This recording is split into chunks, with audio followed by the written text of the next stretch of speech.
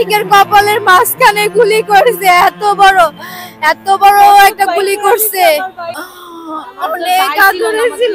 আর বলবো না আম্মু, আমি আইছি, ভাত দাও, কি রান্না করছো। স্বপ্ন ছিল হবেন ইঞ্জিনিয়ার, কিন্তু সেই স্বপ্ন আর পূরণ হলো না। বৈষম্য বিরোধী ছাত্র জনতার আন্দোলনে নেমে আর ঘরে ফেরা হলো না তার। চূড়ান্ত বিজয়ের ঠিক একদিন আগেই ঝরে গেল দুই বোনের আদরের ছোট ভাই রাব্বির প্রাণ। এমনটাই জানাচ্ছিলেন শহীদ রাব্বির বড় দুই বোন। আমাদের দুই বোনের একমাত্র ছোট ভাই মোহাম্মদ ইসমাইল হোসেন রাব্বি শরিয়াতুল পলিটেকনিক্যাল ইনস্টিটিউটের ডিপ্লোমা ইন ইঞ্জিনিয়ারিং ইলেকট্রনিক্সের দ্বিতীয় সেমিস্টারের ছাত্র। 17ই জুলাই আমার ভাই ওইখানে আন্দোলনে যায়। আমি শোনার পর আমার ভাইরে ওইখান থেকে নিয়ে আসি। আসার পরও আমার রাব্বি থামে নাই। 18 তারিখেও আন্দোলন গেছে, 19 তারিখে আন্দোলনে এসে শাহবাগ এসে রাবার বুলেট খায় বুকে। আমি আমার বোনরে বলি, বই না, রাব্বি তো বুকে রাবার বুলেট খাইছে। আমার বোনে ওই রাঙ্গু এলাকায় তো পুলিশ চিহ্নিত করে যারা যারা রাবার বুলেট খাইছে ওকে ধরে নিয়ে যেতেছে। ধরে নিয়ে গেলে কি করুম, বই না। আমার বোনে বলে ওর ওই জায়গাটা কিছুটা পোড়াই দে, জানি না দেখা যায়। আমি তো বই না, হয়তো কষ্ট পাইবো, হয়তো সহ্য করতে পারবো না। তাহলে করে প্রত্যেকদিন ঘুমের ওষুধ খাওয়াবে, হয়তো না উঠতে পারে। আমি তো বই না, হয়তো টিকতে পারবো না, বই না। থামতো না। তারপর আর আমি কই কি ভাইয়া ভয় দেখাইছি, ভাইয়া বড় বড় ইউনিভার্সিটি ভাইরা বলছে কলেজের পোলাপাইন এলাও না, তুমি গেলে তোমার মারবা। আমার তুমি আমারে বুঝাও না, তুমি তোমার ভাইয়ের কথা ভাবো। এত ভাই মরছে, আবু সাইদ ভাই মরছে, মুগ্ধ মরছে, এত শহীদ ভাইয়ের রক্ত দাম নাই, তুমি খালি তোমার ভাইয়ের কথা চিন্তা করো। এই কথা কয়ে আমার রাব্বি কয় কি আমি দেশের জন্য যদি শহীদ হই, আমাদের স্বাধীন করতে যে আল্লাহর আরশে মনে একটা কবুল হয়ে গেছে আমার রাব্বির কথা। প্রত্যেক দিন আমার ভাই আন্দোলনে যাইতো। 4 তারিখ আন্দোলন এরকম অবস্থা দেখে আমি টিউশনি করি, আমি বাংলা পড়াই, আমার মা আরবি পড়ে, আমার বাবা ভ্যান চালায়। আমি আর আমার মা টিউশনি যাবো, আমার রাব্বির আমি গেট তালা মাইরা নক করে বাইরেছে। আমার আয়সা দেখে আমার রাব্বি গেট ভাঙা বাইরে গেছে। এত ফোন দেয় আমার রাব্বি তো আর ফোন ধরে না। তো আমি মা কইতাছে কি এলাকায় শুনছি কোন এলাকার এক ছেলে বলে মারা গেছে। আয়সা বলে কি মা আমার রাব্বি কি মরে গেলাম, কি কর না, প্রত্যেকদিন যায় না আয়সা পড়ে না, আজকেও আয়সা পড়বো মা, আজকেও আয়সা পড়বো। ও প্রত্যেকদিনই আসতো, 10টার মধ্যে বাসায় চলে যাইতো আন্দোলন কইরা, কিন্তু সেদিন আর আসে না। আমি আর আমার মা রাতে 3:30টা পর্যন্ত যাত্রাবাড়ি, দোলাইপাড় সব জায়গায় খুঁজছি, কিন্তু আমার রাব্বির আর খুঁজে পাই নাই। রাতে ফোন দেখো, বইনা রাব্বি তো আহে নাই, বইনা রাব্বি তো এখনো আহে নাই। তারপর সকালবেলা ফজরের নামাজের পরে আমরা ঢাকা মেডিকেলের উদ্দেশ্যে বের হয়ে গেছি। ভাবছি আমার রাব্বি মনে গুরুতর আহত হইয়া হাতে পায়ে গুলি লাগা পড়ে আছে। আমরা ঢাকা মেডিকেলের ছবি দেখাই কই কি ভাই আমার বাইরে দেখছেন, সব জায়গায় খুঁজছি, নতুন বিল্ডিং পুরান বিল্ডিং সব জায়গায় খুঁজছি। সবাইকে আপু আপনারা একটু মর্গে যেয়ে দেখেন, মর্গে যেয়ে দেখেন। আমার বোন যাইতে চায় না, আমি তো বই না থাকবো না রাব্বি চলো তাও একটু যা দেখাই। মর্গে যাওয়ার পর ওইখানে একটা লোক ছিল ওয়ার্ড বয়, উনি ফার্স্টে 2টা ছবি দেখাইলো। দেখলাম, দেখার পরে আমার মাথা ঘুরাই গেছে, আমি দেখে আর সহ্য করতে পারিনি। আমি কই বই না আমি দেখতে পাই না, তুমি দেখো। আমার বোনে দেখে কি ছোট ছোট করে অনেকগুলা ছবি রয়েছে, ওর মধ্যে আমার মানিকও পড়া রয়েছে। আমার মারার জন্য এত বড় গুলি করার প্রয়োজন দরকার, ওরে এত একটা হাতে গুলি করতে পারতো, একটা পায়ে গুলি করতে পারতো না, এটা 2টা চোখে উঠায় ফেলাইতো। তারপরে তো আমার রাব্বি দিন শেষে আঙ্গু দুই বোনে বোন কয়ে ডাকতো, আমার মারে তো আম্মু কয়ে ডাকতো। যা দেখি আমার মানিকের এই জায়গায় গুলি করছে, মগজ আমার মানিকের স্ট্রেচারের মধ্যে পড়ে রয়েছে। 5 তারিখে আমার ভাইরা আমরা দেখার পর আমার ভাইরা ওনারা দেয় না। তারপর ওনারা বলে আপনারা ধানমন্ডি থানায় যা পুলিশ কেস করে লিগ্যাল ওয়েতে নিতে হবে। আমরা তো কর্মরত, আমরা চাকরিরত অবস্থা, আমাদের তো দিন শেষে জবাবদিহি করতে হবে। আমার দুই মামা 5 তারিখে তখন তো বৃষ্টির মতন গুলি করা হইতেছিল এই চাংখারপুল সাহাব এই এলাকায়। তারপরে গেছে ওইখানে যাওয়ার পর ধানমন্ডি জিগাতলা পুলিশে আমার দুই মামাকে ঘাড় ধাক্কা দিয়ে বের করেছে। এটি আসা বলার পর আমরা ওইখানে কর্মরত অবস্থার ভাইদের অনেক অনুরোধ বিনোরোধ করে যে আমার ভাইটারে ভাই দিয়ে দেন। আপা আমরা তো দিতে পারুম না। তারপর এখানে বৈষম্য বিরোধী ছাত্র আরো আন্দোলনের ভাইরা আমার ভাই শহরে অনেক শহীদ ভাইরে বাড়ি করতে, তারপরে ভাই এটা তো আমার ভাই। এটা বলার পর আমরা দুই বোনে আমার ভাইরে নিয়ে ধরতে জানি আমার রাব্বি রান্না নিতে পারে, তারপর ওইখানে একটা ভাইরা বলে কি আপু একটা ডেথ সার্টিফিকেট তো দরকার। ওই অবস্থায় আমরা যাই ঢাকা মেডিকেলের 7 নম্বর ওয়ার্ডের একটা রুমে, মেবি যার পরে ওনারা আমাদের একটা ফর্ম দেয়, কিন্তু ফর্মে জাস্ট রেজিস্ট্রেশন নাম্বার আর আমার ভাইয়ের নাম লেখা ছিল। ওইখানে ফুল ফর্মটা ফিল আপ করো না, ইভেন কোনো ডাক্তারের সিগনেচারও ছিল না, কোনো মেডিকেলের কোনো সিলও ছিল না। এমন অবস্থায় তো ওইটা আমাদের পড়ার মতন পরিস্থিতিও ছিল না। ওই অবস্থায় আমরা আমার ভাইকে নিয়ে মাদারীপুর পাঁচকলা ইউনিয়নে নিজে পারিবারিক কবরস্থানে কবর দেওয়া হয়। তারপরে এখান থেকে বৈষম্য বিরোধী ভাইয়েরা আমাদের কল দেয়, মাহিন ভাইরা, যে আপু আপনারা আসেন আপনার ভাইয়ের ডেথ সার্টিফিকেট জন্য। ওইখানে তারপর আমরা সবাই দাঁড়ায় দাঁড়ায় ঘুরি। তারপর সমন্বয়ক মাহিন ভাই আমাদের শুরু থেকে অনেক সাহায্য করছে, উনি ছিল।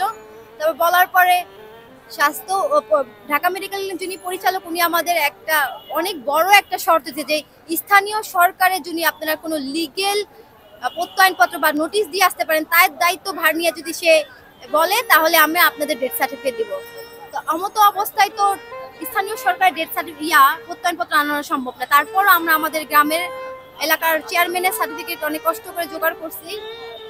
জোগাড় করার পর আমরা নিয়ে আসি, তারপরের দিনই আমরা নিয়ে আসি। মাহিন ভাই আমাদের সাথে ছিল, তার আগে কিছুক্ষণ সময় আগেই মানে নাকি বর্তমান স্বাস্থ্য উপদেষ্টার সাথে পরিচালক মহোদয়ের সাথে কথা বলছে যে এটা একটু সময় লাগবে, তারপর সকল শহীদ ভাইদের ডেথ সার্টিফিকেট দেওয়া হবে। অনেক আদরে ছিল, অনেক আদরে ছিল, সন্তান ছিল।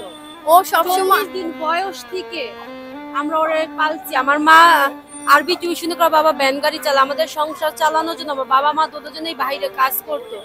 যখন ওর 2 মাস বয়স, আমার মা কোলে দিয়ে বলছে, মিতু মা হইলো আসো, বোন হলো আসো, তোমরা 2 বোন রাব্বিকে দেখে রাখবা। 17 বছর ধরে 2 বোনে কোলে পিঠে করে মানুষ করছি, ছোট ভাইকে সন্তানের মতো। আমার ভাই অনেক কষ্ট করে, আমার মা, আমার বাবা, আমার ছোট বোন মিলে পড়াশোনা চালাইতো। অনেক স্বপ্ন ছিল ভাই ইঞ্জিনিয়ার হয়ে বাবার মার কাঁধে কাঁধ মিলে সংসারে হাল ধরবে। আমার বৃদ্ধ মা বাবা সাথে দাঁড়ানোর মতন এখন কেউ নেই। আমার ছোট ভাই সবসময় বলতো, ইঞ্জিনিয়ার সাহেব মা বাবার বোনেদের স্বপ্ন গুছানোর জন্য মা বোন ছেড়ে দূর দেশে আসছে ইঞ্জিনিয়ার হওয়ার জন্য। একদিন মা বোনের স্বপ্ন পূরণ করব। আজ 1 মাস ধরে কেউ বইনা বলে ডাকে না। আমি আমার শ্বশুর বাড়ি থেকে আসলে বলতো, মাছ কিন্তু খুব পছন্দ হতো, বলতো বইনা বাজারে যাবি না, বইনা মাছ আনবি না, আমি মাছ ভাত খামু না। আচ্ছা 1 মাস ধরে আমার কেউ কয় না, বইনা মাছ আনবি না, আমি বাজারে যাবো, আমি বাজারে যাবি না, আমি মাছ আনবি না, আমি ভাত খামু না। আর যখন আমার সকালে ডাক দিত, বইনা বাজারে যা, আমি কি লেগে ডাকোস, গরুর মাংস আনবো, মুরগির মাংস আনবো, গরুর মুরগি পছন্দ করে, একটু মাছ, গুড়া মাছ পছন্দ করতো। আমাদের রোজ মাছ কিনে দেওয়ার মতন সামর্থ্য নাই। ও যখন সৈরাতপুর থেকে মেসের থেকে আসতো, তখনই আমি আমার বাসায় আসতাম, ওরে মাছ কিনে ভাত খাওয়াবো দেখে। আমার ভাই মাছের কাঁটা চাবায়া শুদ্ধা খায়া ফেলাইতো। আমার বোন বলতো, এত বিলাই কে মাছের কাঁটা টাকা, তবে না আমার মাছ খাইতে অনেক ভালো লাগে। আমার মা মাছ রেঁধে বসে থাকে, রাব্বি আসবো ভাত খাইবো। আমার রাব্বি তো আর আসে না, আমার মার বুঝার ক্ষমতা নাই, ওনার রাব্বি যে উড়াল দিছে আর রাব্বি আইবো না। আর বলবো না, আম্মু আমি আইছি ভাত দাও, কি রান্না করছো, কি রান্না করছো। আমার বড় ছেলেরে আমার মা দেখলে বলে, রাব্বি বাবা ভাত খা, এলো 10টা টাকা দে, পড়তে যা। আমার মাকে দেখলে কেউ বলবে না ওনার ছেলে নাই, উনি মানসিক ভারসাম্য হারিয়ে ফেলেছে। ওনাকে মুগদা মেডিকেল কলেজে আমরা ট্রিটমেন্ট করতেছি। আমাদের কাছে আর্থিক অবস্থা এত খারাপ, ওনাকে আমরা ভালো করে ওষুধ কিনে খাওয়াবো, তাও আমাদের আমার বাবা অসুস্থ, উনি কাজ কাম করতো, আমার বোন টিউশনি করতো। এখন ভাইয়ের সঙ্গে পড়া টিউশনি করতে যেতে পারে না।